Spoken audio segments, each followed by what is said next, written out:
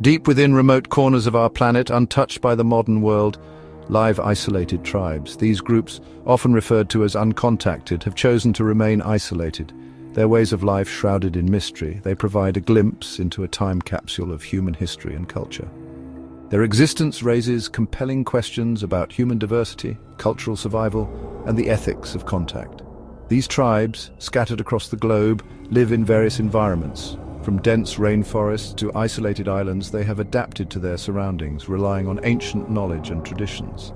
Their isolation is a deliberate choice, a shield protecting their way of life from external influences. This self-imposed isolation is driven by a complex interplay of factors, including historical trauma, fear of disease, and a desire to preserve their cultural identity.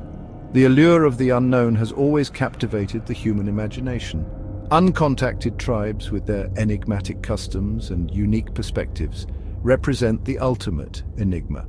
They remind us of the vast tapestry of human experience and the importance of cultural diversity. Understanding their choices and respecting their isolation is not just an anthropological endeavor, but a moral imperative. The Sentinelese of North Sentinel Island in the Bay of Bengal are perhaps the most well-known example of an uncontacted tribe. They fiercely protect their isolation, repelling any attempt at contact with hostility. Their methods of maintaining isolation are clear. They use bows and arrows to ward off outsiders, making any approach dangerous. The outside world knows little about their language, beliefs, or way of life.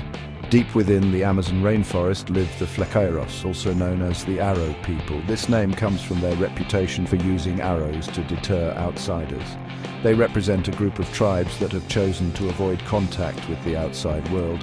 Their decision stems from a history of traumatic encounters and the devastating impact of diseases brought by outsiders. They have developed methods for signaling their desire to remain uncontacted, including leaving arrows and other symbolic warnings.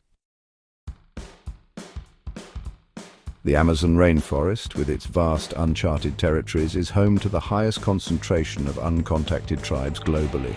These tribes face unprecedented threats to their survival due to the relentless expansion of the modern world. Deforestation, driven by logging, mining, and agricultural activities, is encroaching upon their ancestral lands at an alarming rate. Illegal mining operations not only destroy the rainforest but also poison the rivers with mercury, a toxin that accumulates in the food chain, posing severe health risks to indigenous communities. The introduction of diseases to which these tribes have no immunity is another grave concern. Contact with the outside world could lead to devastating outbreaks for which they are ill-prepared.